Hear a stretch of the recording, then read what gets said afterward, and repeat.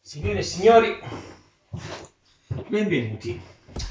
Oggi andiamo a fare un salame eccezionale. Praticamente è un salame di stroglieno, sarebbe la parte, questa qui della coscia del maiale, la parte diciamo destinata a fare i prosciutti. Quello che avanza dalla parte della lavorazione del prosciutto viene fatto lo stroglieno. Io l'ho fatto in questo caso, l'ho fatto un po' più magro, un 30% di grasso e il 70% di magro, perché volevo che avesse un sapore un pochino più forte. Ok, cosa ci occorre? Ci occorre un po' di sale, in questo caso è un pochino diciamo a vostro gusto. Io qui ho mezzo chilo di macinato, l'ho detto di macinato, scusate, dello stroghino che mi sono fatto macinare dal mio macellaio in queste proporzioni. Comunque ci andrò a mettere un pochino di sale dentro, che poi man mano lo assaggerò senza nessuna paura per vedere che cosa sto facendo. Un pochino di idrocatorino, che è una, diciamo così, una miscela di spezie miste che serve per la norcineria. Ok, e impastiamo. Poi ci andiamo a mettere un po' di pepe, anche qui secondo il vostro gusto, dei pepi in grani, un pochino, e poi in questo caso io, è una mia intenzione, ci andrò a mettere un pochino di porto là. Cosa farà il porto in questo caso? Il porto, o se volete ci potete mettere il vino, o non ci potete mettere niente. Io lo faccio perché darà un bel sapore, un bel retrogusto, e in più aiuterà a maturare più velocemente la carne. La farà praticamente fermentare più velocemente e poi lascerà questo bel sapore e anche la buona qualità questa. Comunque non occorre che facciate come dico io, nel senso, voi tenetevi conto, fate conto che questa qui è la base della ricetta, poi il resto sono cose che possono piacere o non piacere, metteteci comunque del vostro, metteteci della creatività. Io questo qui l'ho già fatto, mi è venuto strabuono e ve lo voglio trasmettere a voi. Quando l'avete girato, prendete mezzo aglio, buono, lo strazzate, perfetto, e via dentro anche un mezzo spicchiettino di aglio che darà un bel retrogusto, un bel sapore. Se non vi piace l'aglio non ce lo mettete, a me piace molto.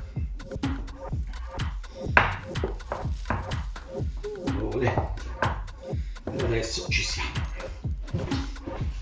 Allora, io mi sono procurato dal mio macellaio il budello naturale per insaccare, che per prima cosa ho fatto? L'ho sciacquato con acqua calda e aceto, poi gli date una gonfiatella. Per questo, perché prima di tutto per vedere se ci sono dei buchi e poi per farlo diventare più elastico. Poi ho preso un imbuto, come è una cosa casalinga, ci vorrebbe la siringa per riempirle, io ora non ce l'ho. Ho preso l'imbuto, l'ho tagliato e praticamente vado alla sua estremità. È sempre un po' difficile qui.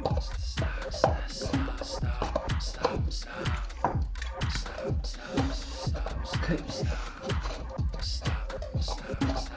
E vado a inserire nell'imbuto. Taglio un pezzetto, se no fa troppa aria. Ecco qua. Oh, ora sì, vedete, se no si gonfiava troppo in fondo. Vado a inserire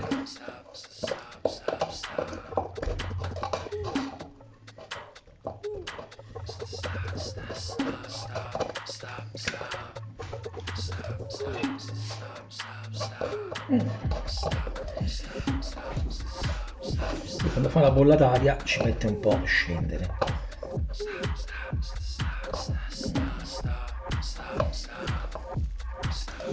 Ok, ho messo un pochino dentro. E ora cosa farò?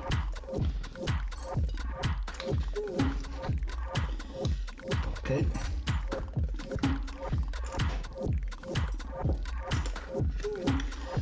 Andrò pezzettino pezzettino a inserire dentro, dopo con l'aiuto di un ago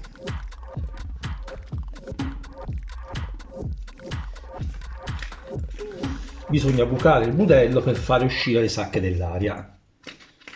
Tanto però, visto che scorre, vedete, è semplice la cosa.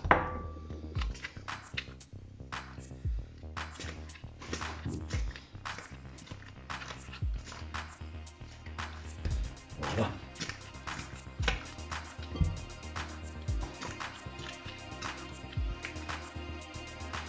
Ok. Guardate che bellezza che è. Ora andiamo a prendere l'ago e lo buchiamo. Ok.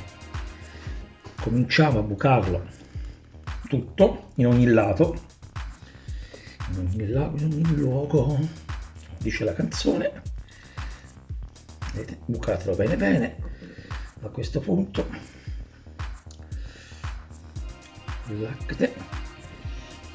date una bella sistemata, che meno aria c'è ovviamente meglio è, perché le sacche dell'aria poi gli possono fare, diciamo, ce lo possono fare marcire. Stendetelo. Ok, questo è un po' troppo gonfio. Ora, e io cosa faccio? Praticamente in fondo qui ci faccio il mio nodino. Taccate. Vado a tagliare le estremità e io in fondo l'ho già praticamente rilegato, non occorre farci niente. In cima c'è ancora un po' di aria che si andrà a togliere. L'ho bucato bene bene. E ora cosa facciamo? Andiamo a rilegare in fondo, gli facciamo lo strizzotto. Lo strizzotto, faccio vedere, serve a non far scappare, perché se lo facessi soltanto così questo scivola via. Se io invece oltre a lui gli strizzo anche quel pezzettino di carne in cima, di budellino in cima, vedete così, guardate, questo qui non verrà più via. Faccio questo qui perché dopo va legato, ho fatto un laccettino per tenerlo su, e se questo non è stabile scivolerà via, specialmente quando si inizia a seccare. Invece così, guardate, questo qui non verrà via, almeno si strapperà qui ma non scivolerà via.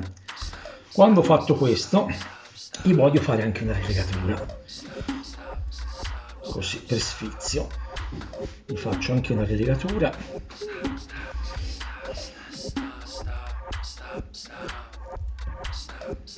Così si strizza un po' bene. Ok.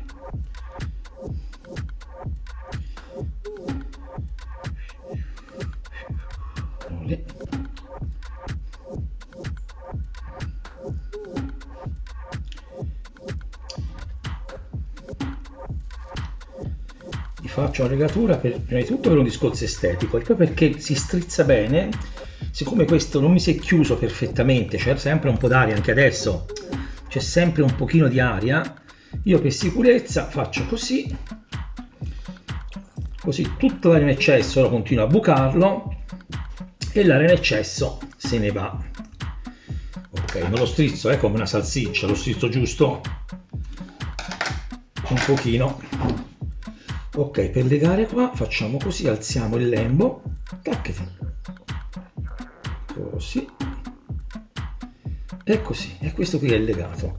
In fondo abbiamo il nostro laccettino. Voilà.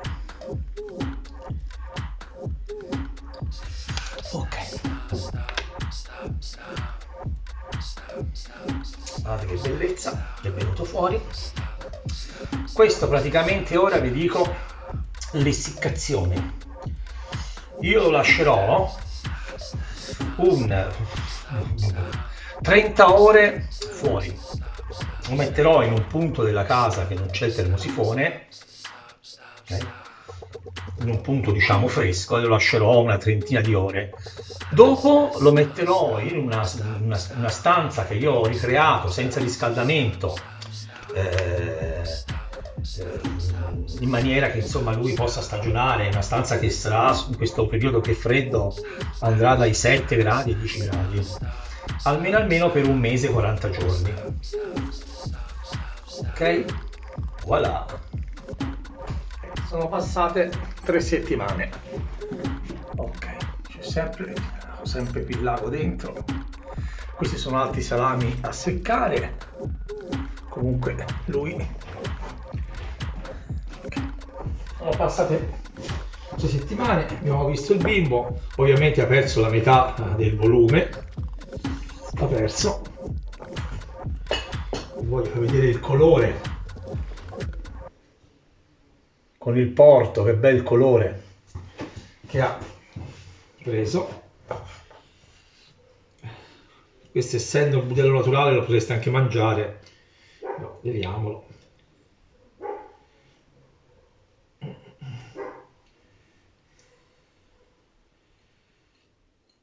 Un po' più piccolo, ok. Userò un po' di focaccia fatta da me per l'occasione, per assaggiarlo.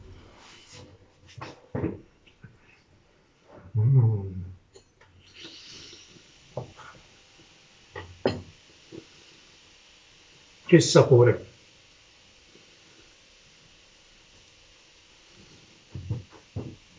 Si sente il porto, la carne magra di Stolghino.